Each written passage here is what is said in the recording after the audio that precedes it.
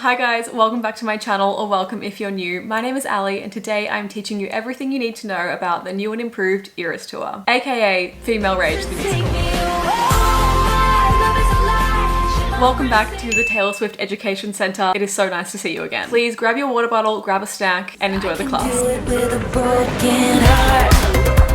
We have so much to discuss today. So the Eras Tour leg 3, I don't really know what to call it, but the brand new iteration of the Eras Tour officially kicked off in Paris this last weekend, and with it brought an entire new, not only set list, but a whole other host of changes. So I thought today we could discuss that and I would kind of walk you through what all of these changes mean, what they represent, all of the little references and Easter eggs that Taylor has put into this show, just in case you missed any of them. So this video will be for fellow OG senior Swifties, nostalgic little bitches, but also brand new fans that are maybe just getting into this new album or became a fan in like Reputation. Everyone is welcome here today and I'll be walking us through this little trip down memory lane and just Taylor's genius brain. So like I said in my previous video, we kind of expected and knew at this point that Tortured Poets was going to be added to the set list, but somehow this was even better than I could have expected. Now we did in fact get most of the song predictions correct. If you missed it in my previous video, I did a breakdown of what I thought the Poets set list might look like, and I feel like I got it down to like one song being incorrect. So I'm going to take that win. So on Friday morning, I set my alarm for 6, woke up to watch what I thought would be the surprise songs because that's the part in the show where those normally fall. And to my surprise and delight, heard the opening notes of But Daddy I Love Him. What a way to start the day. My entire soul is now aching to see the tour with this brand new set. Like truly, between missing the Southern Lights this week and now this, the FOMO has been hitting pretty hard. For anyone that was at Paris, I would love to hear from you guys what it was like. You know, what was the atmosphere and energy like going into the Tortured Poets set? What was your favorite part? And in particular, I'm really curious to know what it was like having the entire floor general admission, because compared to the Melbourne venue where my shows were that held like 96,000, 97,000, I'm pretty sure the Paris arena was very small. So that must have been amazing. By the way, if you are new here, hi, my name is Ali. It is so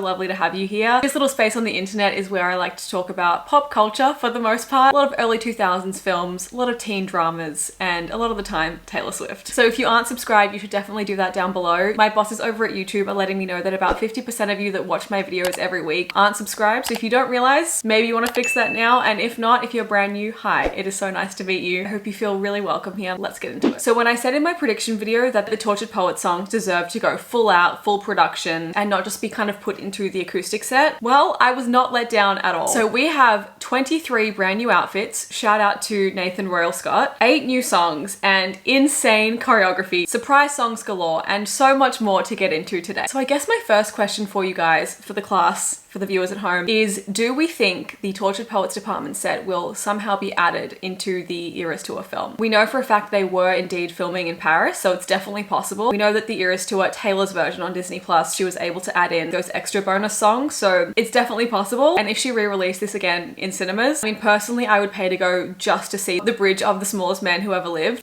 That's just me. Also, another side note, something that surprised me were how many tickets in Paris were left over and like left empty during the show. There were so many tickets available on the official resale site in the days and hours leading up to the show. A couple of my friends that were in Paris at the time got tickets for like $150 the day of the show, which is just insane to me because in Melbourne, I mean, maybe you guys have different restrictions over there, which is a great thing because our resale tickets were astronomical. I'm pretty sure the US was even worse. So if you are in Europe, make sure you check out those resale tickets because obviously there's no point empty seats going to waste. If we can get people to go see the show, that's a great thing. And I'm wondering if that would be the case for other European shows. If any of you live in Europe and have a spare ticket that I could buy, I might just be tempted enough to come. So today, as you can probably tell from the title, I thought I would break down for you all of the changes that Taylor made to the Eras Tour set list. Most importantly, the Tortured Poets department set and what they mean. Okay, so first up, we have to discuss the losses. Okay, so pretty accurate to my prediction video. Our cut songs were The Archer, Kinda Saw It Coming, 'Tis the Damn Season. Again, I think we all expected that. The One, that one hurts a little bit. I do feel bad for people that won't get to hear that note change in person. I'm so sorry.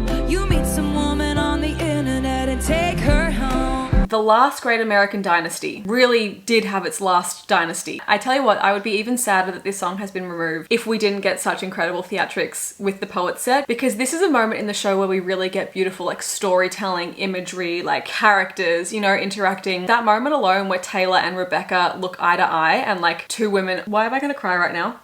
Two women experiencing similar but different lives, passing one another. It gives me chills.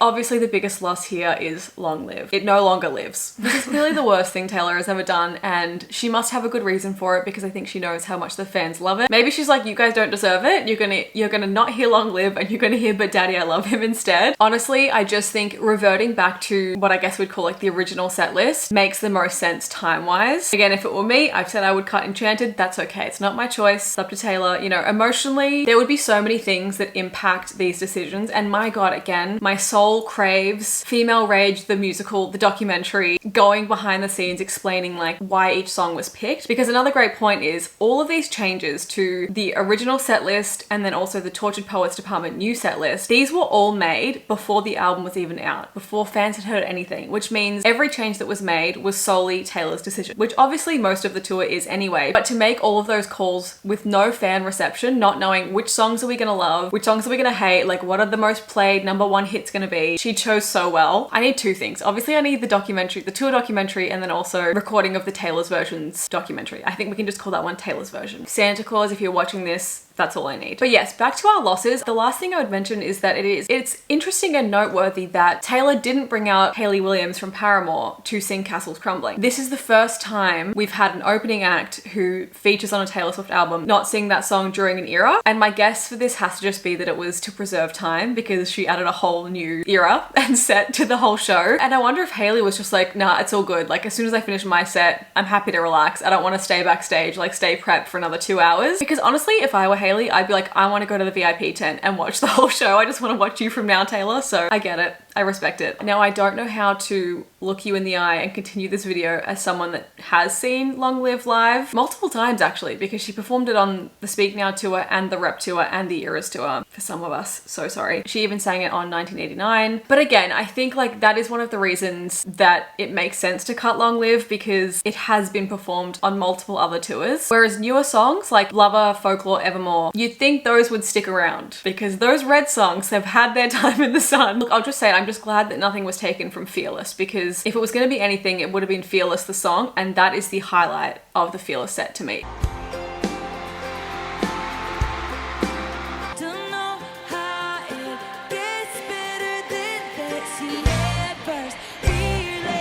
I would almost go as far to say it was top 3 moments in the Eras tour for me. So I'm glad she's safe. Okay, let's discuss the new outfits. I wanted to ask you guys, but obviously couldn't get a full response. I guess I could have tweeted about this, but I'll ask you here today. Do you want me to rank these new costumes because we have so many new variations now and add them into my ranking of all of the Eras tour costumes? That video will be linked below if you missed it because I, for one, love ranking, well, anything and judging anything. So give this video a like if you would like to see that because I have some thoughts. I have things to say. But I'll keep this part brief, just kind of a little overview, but let me know if you want me to dive a bit deeper. Okay, so for Lover, we have this brand new orange and pink bodysuit. Again, I won't say whether I like it or hate it. I will just say that it is orange and pink. It's very sunset vibes. It's giving Beautiful Eyes, the album. It's giving Karma, the album, actually. You guys can let me know where this falls for you in the, what do we have now? 5? This is our 5th Lover bodysuit? Yeah, what do you think? Fearless, the Fearless dress. This one, she did this for the nostalgic little bitches, and I love her for that. So this dress very closely mirrors, represents, is kind of paying homage to the Fearless tour dress. The other gold shimmery Fearless dress on the Eras tour, you guys know this if you watch my ranking video, but that dress actually represents the Speak Now tour, which I don't have a problem with because the gold just works so well. But now this silver and black version, it is directly going back to the Fearless tour. Just how fast the night changes. And that just makes me so happy. As a girl that loves anything throwback Taylor, I feel so proud when she embraces her like past moments. It just takes me back. I won't give away how I feel, but it's cute or whatever. Surprise, surprise, the new 3rd set in the show is now Red, not Evermore. So I have to ask, for people that were at the Red show, does that mean she sings All 10 Well in like broad daylight? Especially in European summer, I feel like it's gonna still be quite light at this point. Maybe the shows will start later. That'll be interesting to see because I feel like All 10 Well just hits harder in the dark. Same with Rep. So we have brand new Red t-shirts for this era. The one that she debuted for Paris Night 1 is so iconic. This is not Taylor's version, emphasizing is not, which I think is just Taylor's way of re-emphasizing that it is important to her and means a lot that we do listen to her versions deliberately rather than the originals. Next up on the docket is now Speak Now. This had a brand new intro. Actually, a lot of the eras, including the beginning of the show, had adjustments made. The intro now includes the Tortured Poets Department. I'll play a little clip of that here.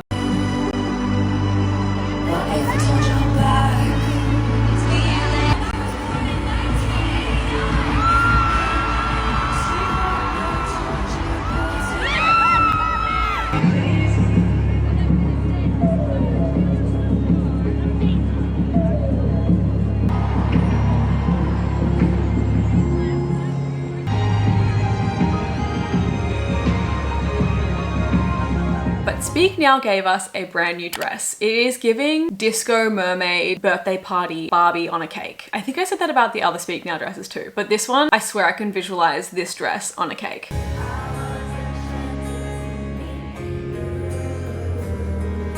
Then we have the Reputation era, and to no one's surprise, she is wearing the same outfit. This is just Taylor being silly goofy and confirming what we kind of already knew inside, which is that she will only change the Reputation outfit when she announces Reputation Taylor's version. This to me is just so fun. It's like she's really leaning into kind of this ongoing inside joke that we all collectively have, and it only builds the hype even more for when that day finally comes. No doubt in my mind that it will come, because if she wasn't intending to announce it during the tour, I feel like she would have changed the outfit. The one issue with this outfit is that it's like seen on the background visuals, so it would require her to, like, you know, say if the snake is going to be green in a variation, she would have to film a different version of that. I mean, maybe not. You could just wear a different outfit and have the background be the same. I wouldn't really care. But just like the day that we saw her pop up in that blue set for 1989 Taylor's version, the day the Reputation outfit changes, well, firstly, I'll be asleep because it's going to be like 3 a.m, but the world's going to go crazy. And next up we have Folklore and Evermore. The sisters are finally reunited. Them one after the other in 1 year. So I've always thought Folklore to me represents spring and summer, and Evermore has always represented fall and winter. And so on the Eras tour, we have now reunited the sisters, combined them into one chapter. You can call it Folklore, you could call it Everlore, you could call it the sister albums, you can call it anything you want, as long as you promise to sing Champagne Problems together.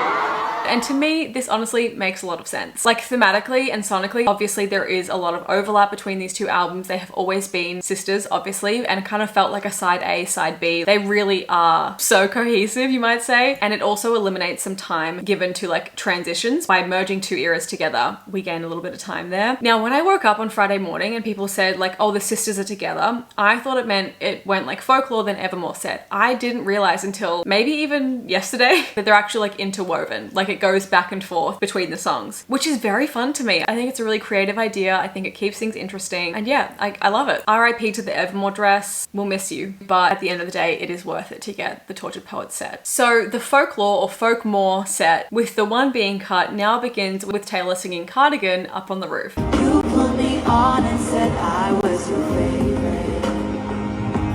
And I do believe this is intentional. I will just present to you these parallels, these side by sides. Holy Ghost, you told me I love your life. We know that Cardigan is when Taylor said, this is for you, you know who you are, I love you. I think we can deduce a lot of the inspiration behind this song when we think about Peter losing Wendy, the song Peter, the parallels. I explained a lot of this in my previous video. Again, that'll be linked below. This part just makes a lot of sense. So then we have the 1989 set, and Taylor's new outfit is truly the most 2014 thing my eyes have ever seen. The skater skirt cut with an ombre color gradient thing. If you weren't on Tumblr back then, this is what it looked like. And you might notice it was also very much reminiscent of the 1989 tour outfit. So again, like Fearless, this is where we see a real nod to that. And of course, for the 87th show, which Taylor made a big deal of pointing out to the audience, she saved her most Chiefs colors, her closest color combination to red and yellow for that show. And nobody was surprised. Now we have a brand new Surprise Songs dress. It is a bit of a high-low again. Now I will quote myself here and say once again, it's giving Sharpay Evans, but the high-low cut, once again, is very much giving like 2013 prom dress. And I haven't decided how I feel about it yet. I know Taylor said, I'm sick of those arm sleeves and getting myself stuck in them, mucking the dress up, wearing it wrong. Let's just get rid of that and start over again. At the end of the day, I cannot believe how much work has gone into revamping this tour. Like none of these outfit changes needed to happen. That was unnecessary. That would have been incredibly expensive to do, and yet she did it. She's keeping this tour fresh for herself, for her fans, and I hope all the people that commented on my video that the Eras tour was getting stale and boring, I hope you're happy now. Okay, so then the Tortured Poets department set. This outfit was almost exactly as predicted in my previous video. I think I said she'll wear a white structured dress reminiscent of the music video and kind of like the Grammys dress, and then take it off to reveal, I don't know if I said a black bodysuit or just a bodysuit underneath, but I was like shooting for the stars with this. I was like, maybe she won't do something sexy and cool, but like I hope so, and boy did she. So obviously the white dress, it has the lyrics, "I love you, it's ruining my life" on it. This is just such a slay. And then the two-piece set, which we've seen rotating colors that match up with the Tortured Poets department variants. Again, this reminds me of the 1989 tour. It is kind of a callback to those two-piece sets. Finally, Midnights. We are still ending on the Midnight set, which makes so much sense to me. You just have to end on Karma. It is just the perfect song. Like Mastermind into Karma, Confetti Down, that is the Eras tour to me. So I'm glad she kept that the same. And like theoretically, yes, I Can Do It With a Broken Heart could have worked as the final song, but it would leave me a little bit philosophical on the way out, you know? I'd be like thinking about it a bit too much. Whereas Karma, I'm like head empty, just vibes, just having a great time. As always, Taylor did a great job picking those songs. So in Midnights, we have a brand new bodysuit to add to our collection.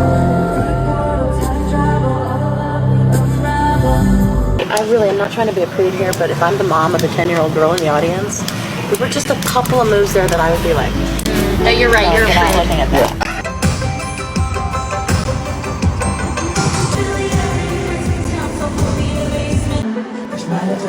This one is kind of lace on the side, chevron print, I guess I would say. Again, a little bit 2014 vibes, but it definitely fits in with the Tortured Poets vibe. And we also finally saw the return of my personal scalloped Midnights bodysuit. And as predicted, it was being tailored to be skimpier. So hats off to you, Taylor. I'm so proud of you. Some beautiful engineering there. We love women in STEM. Okay, let's talk the Tortured Poets department set. Again, I don't know if anyone could have predicted just how elaborate and epic this edition would be. I think I was predicting that if we were lucky, we would get maybe 3 to 5 songs added. That felt reasonable if we were lucky. Taylor said, no, I'm going above and beyond. You're gonna get 8 fully fleshed out songs. And I'm so grateful. And the fact that there is so much choreography, staging, lighting, like set design, so many new things added to this just shows how much work Taylor and all of her dancers, all of her crew, everyone that worked on the tour was doing behind the scenes when we thought they were on a break. I don't know if you guys remember, but when the album was announced and I made a reaction video, funnily enough, wearing this exact dress, I thought it'd be funny to wear it again now that we're reflecting. And I realized that there was a month either side of the album release. I was like, oh, like that's so she can do album promo. We're so silly to not realize, to not think about why she would have a break there. She didn't even really do any album promo at all. She just kept working the whole time. It wasn't a break. It was just a break from us going to the tour. They were working the whole time through. So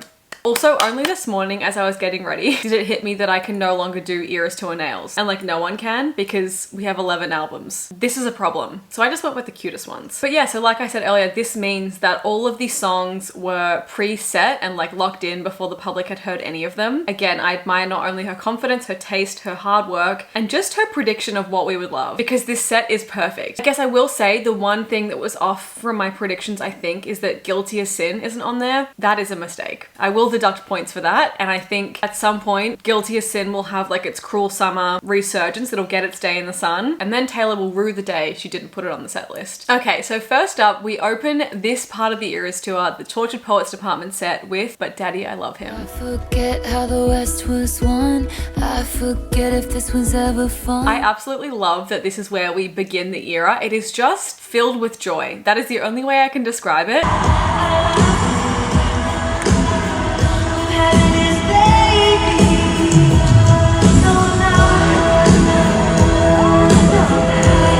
I can't even imagine what it was like being in Paris when no one knew what was going to happen. Just experiencing that, it was kind of like Glendale, like night one all over again. I'm very envious of anyone that got to go to those two shows. So I'm not sure if you noticed, but during this song, the floor projections, which again, you often don't see if you're on the ground, like at the show, the projections onto the stage floor were stained glass windows. And you guys know I have a lot to say about stained glass windows. So that blew my mind. But obviously this just ties in so much with all of the judgment and shame that we hear about in this song and like the religious references services tied into that. The dancers are also all sitting at church pews praying during parts of this song. Sarah's and Hannah's in their Sunday best, clutching their pearls, sighing, "What a mess." The choreography in this song, firstly, let's just take a moment to thank Mandy Moore, the woman that you are. We owe you our life. This whole song is just wild joy. It's just so fun watching Taylor have fun, and it's like airy, and the dance for this song feels like how I feel when I hear the song. Does that make sense? You guys know what I mean, right? Also, pay attention to the dancers on No I'm Not, but oh my god, you should see your faces. Their like theatrical performances during that is just so fun.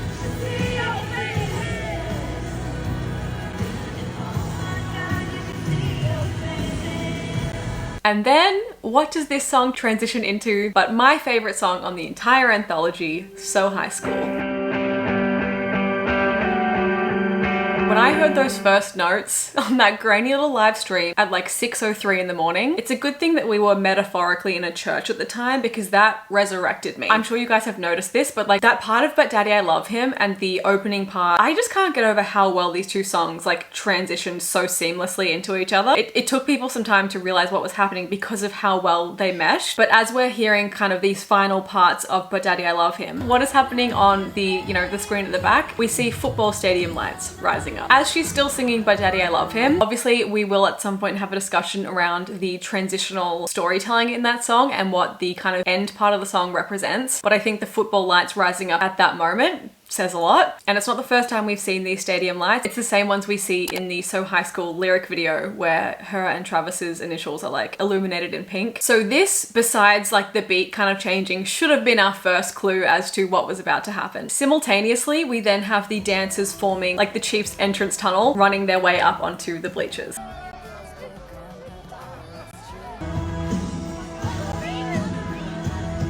So as we then transition into So High School, we have what I'm gonna call like schoolgirl behavior. Taylor, as she's singing, looks very in love. She is swinging and kicking her feet. Her dancer friends like teasing and nudging her like she did in the stands with Blake, and pretty much what you do at school when you see like your friend's crush. You're like, look, they're over there. The dancers are then doing cheerleader routines. Can you tell I wasn't a cheerleader? As is Taylor. Like this is like the clap up.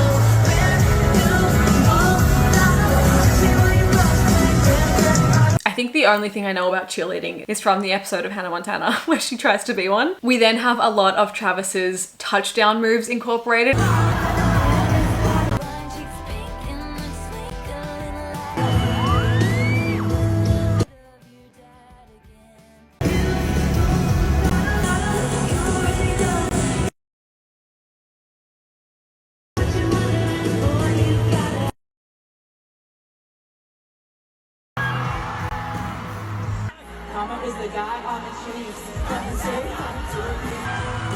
My favorite is probably watching Cam because his brother played in the Chiefs with Travis last year, I think it was. So that's just such a cute little nod to that.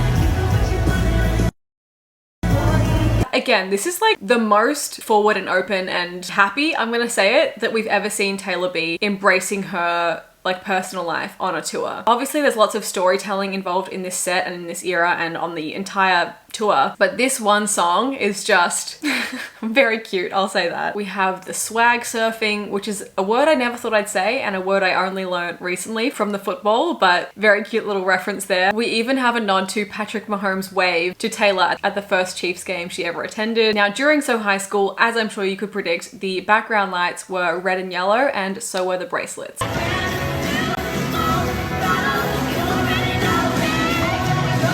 Rather than being white for like the album this represents, or even black for the anthology, they were very specifically red and yellow. And the night that Travis attended, Taylor blew a kiss up to the VIP box where Travis was. This is a side of her that we haven't seen, I was gonna say in a long time, but maybe ever, and it is very joyful. Less than a year ago, this man had a friendship bracelet and a dream, and look at him now with a fully choreographed routine on the Eras tour that incorporates moments from his life into the set. Now he is forever solidified in Eras tour history. He really put the man in manifesting, and we have to respect that. Also, Ed Kelsey, Travis's dad, did the most boomer parent thing ever and like shared an article about this on Facebook, so clearly everyone is very supportive. Next up we have Who's Afraid of Little Old Me.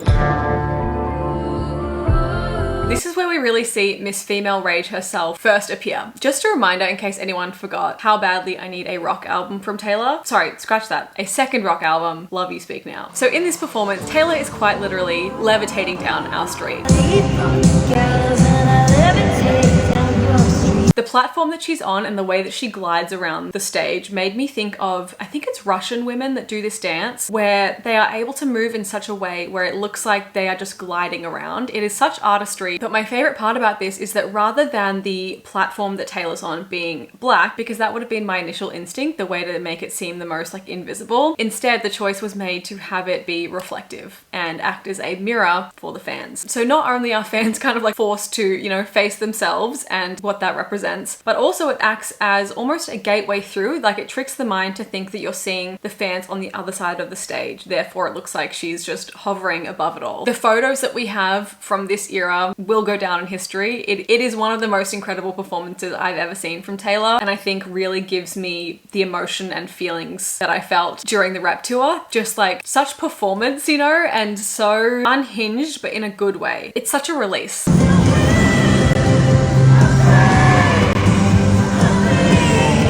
Like I said, she's a born performer. As a fellow theatre girly, I'm obsessed with how hard she goes in these songs. Now, we very clearly end this song with flashing some, I'm gonna call them demon eyes, and that was just an inspired choice. But I know from the comments on my Eras to a vlog, I get about 100 comments a day saying her hands are doing devil symbols, demon symbols. So I know there are a lot of people that are not gonna like that part, but I thought it was a very cool artistic choice. Next up, we have Miss Down Bad. Truly gave us some of the most stunning visuals on this entire set. I mean, just look at this. She really said, Ali, I know you missed the alien abduction metaphors in your reactions. I'm gonna make it abundantly clear on the tour.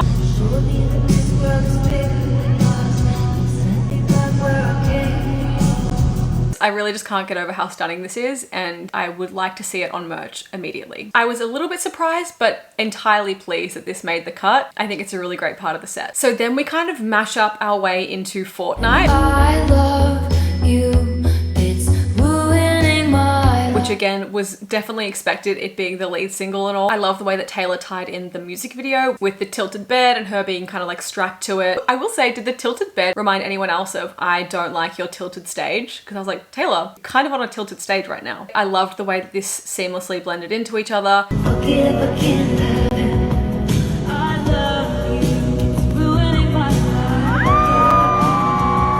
And I think as much as Tolerate It was a devastating loss, this part here with Jan, I love you, it's ruining my life, is kind of our new Tolerate It. And now we have the part that I'm maybe most excited to talk about, and that is The Smallest Man Who Ever Lived. Sent by someone who wanted me dead. What a performance. This was jaw-dropping, incredible. So here we add a very vintage looking military style jacket. The dancers are all in line with one another in this band, essentially performing a death march. Marching bands like this one were utilized, I believe, to like motivate and inspire armies to continue fighting. And we already have references to this obviously in like the Great War or You're Losing Me. One you reached for all throughout the Great War, to be the bravest soldier, fighting in only your army. Front lines, don't you ignore me. And up the back, you'll actually notice we have a white flag waving, which represents to surrender. So I kind of take this as Taylor is surrendering, but also willing to keep fighting. And let me remind you that Taylor is right there at the front. She's on the front line. Again, in this choreography, it is very hard to not draw comparisons and see that Taylor could be referencing another part of stage choreography. No part of the Eras Tour or the Tortured Poets department needs a paternity test, but since we are drawing parallels throughout this entire set to previous things, like different callbacks, that felt like very much worth mentioning. I just think her creativity there deserves some praise. So in this song, Taylor is acting. We are seeing the theatrics of it all, and like I mentioned earlier, I know we see this in the rep set and back on the rep tour, but honestly, to me, this really brings me back to like the Fearless and Speak Now tours, where Taylor would really perform a scene. I just figure that if guys don't want me to write bad songs about them, then they shouldn't do bad things.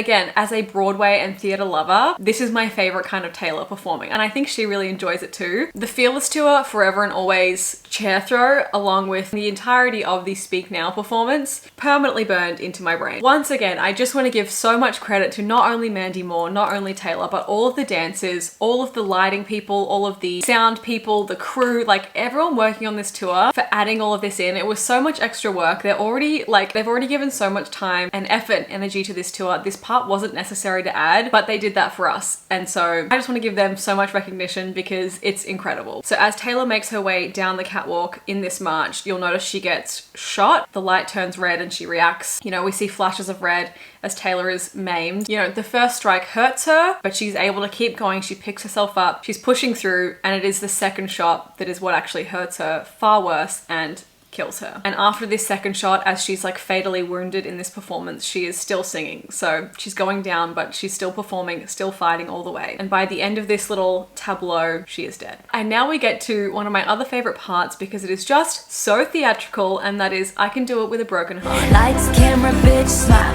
Insta letters for miles. So in between these two songs, we have what I would call like a silent film skit with exaggerated expressions and emotions and gestures, expressions, and also sounds. So at this point, like I said, Taylor is on the ground. She can't get up. She is so heartbroken. She can't do anything. Yet here we have two men scooping her up, once again referencing another stage moment. Tell you something about my good names.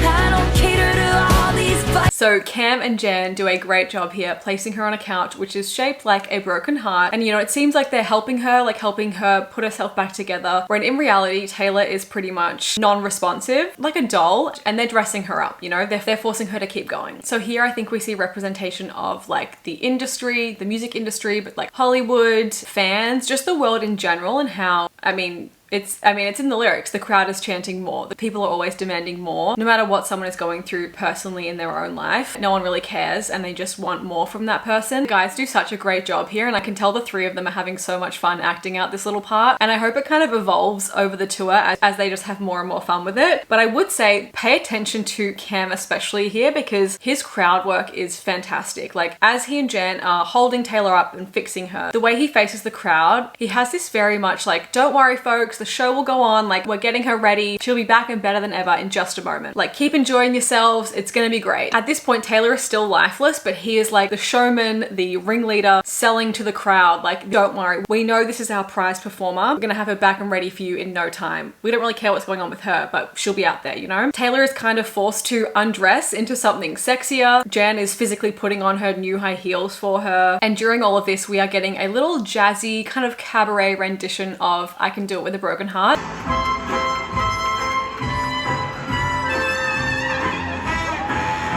Like the instrumentals in the background, it just sets the tone so perfectly. Again, it is kind of reminiscent of those, I don't even know what year it was, but like those silent films and those real early It girls. It's honestly kind of giving a bit of Easy Street from Annie.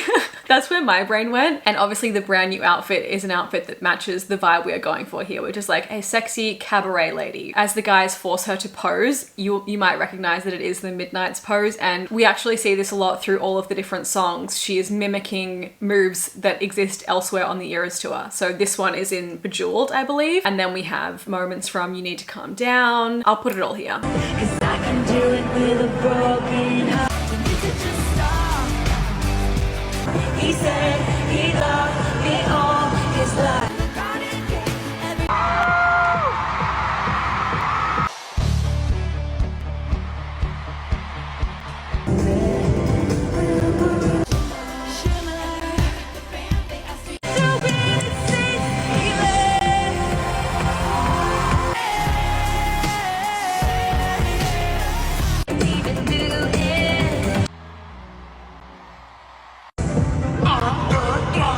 Together. Like ever. I was chanting for, I was grinning like I'm winning, I was hitting. Karma is the guy on the screen. Come straight home to me.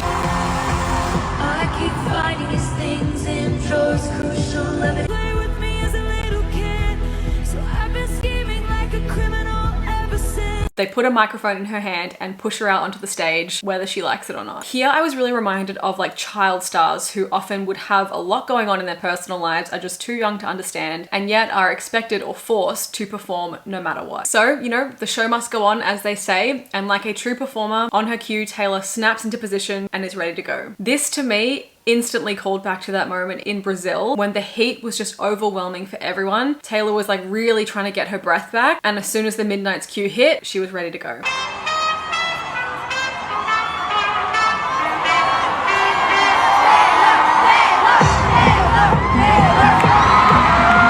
As always, she maintained her professionalism and perfectionism and continued on. Once again, I'm sure I'm not the only person here that thought of Katy Perry's backstage moment where we see her husband at the time had just essentially asked her for a divorce, and her team said, look, you have the option, do you want to go on or not? And she said, no, like I'm here, I have to do this for the fans, they're already out there. And we see her go from distraught, emotionally destroyed, you know, very vulnerable, slowly rising up the platform and like snapping into position for her fans to only see a perfected version of her. I can't even imagine how live performers have to deal with this on a daily or a weekly basis. Like if you think about the things that happen in our day-to-day life, whether that is going through a breakup, having really bad period cramps, or like a shitty mental health day, and through all of this having to pretend like you're fine. They ask you how you are, you just have to say that you're fine. When you're I just think that's something that a lot of performers don't get enough credit for, and it's something that I know I would really struggle with. So, I mean, yeah, the song says it all. So she did a great job representing all of the lyrics here in a song. It's very meta. It's a little bit disturbing if you think about it too much, but I think Taylor is incredibly self-aware, and the fact that she's able to sing this song and perform this, to me, makes me feel like she's in a better place. Now, the backdrop here reminds me very much of the Lucky One from the Red tour. Thematically, it makes a lot of sense. We have these white feathers that the dancers hold, and these are kind of like showgirl props. And like I mentioned, the different colors we see of this two-piece set, so far at least, represent the Tortured Poets Department color variants. So a lot of the choreography in this song directly calls back to choreography that is in the rest of the Eras tour. She is literally saying to us, I can do this with a broken heart because I've been doing it this whole time. All of these steps, I did them with a broken heart. You're on your own, kid. You always have been. Not just the choreography, but obviously the outfits too. To me, this is Taylor's way of saying, yes, I can do it with a broken heart because I've done it so many times before. And then from there, we go straight back into the surprise song set.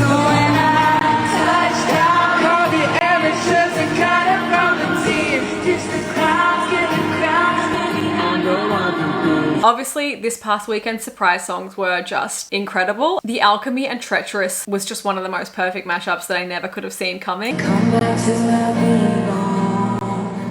So when I put your lips close to mine, I'll do anything you say.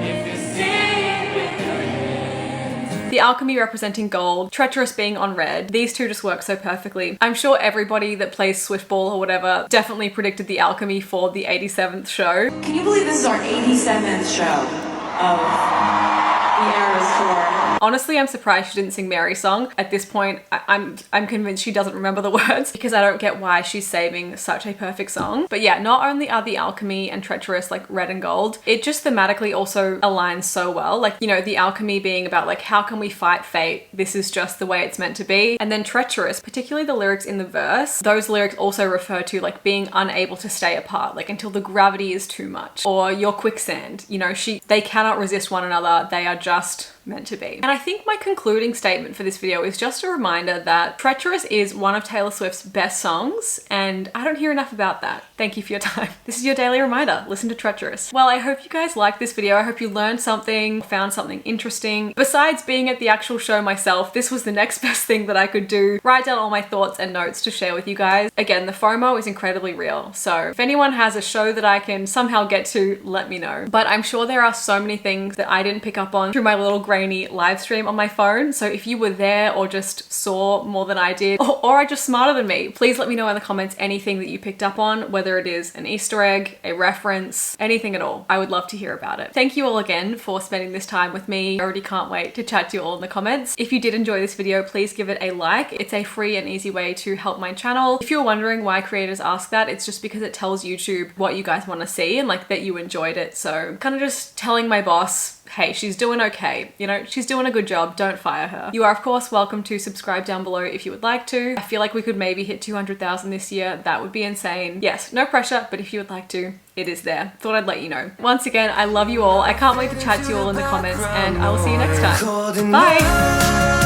Is this what it feels like to grow up?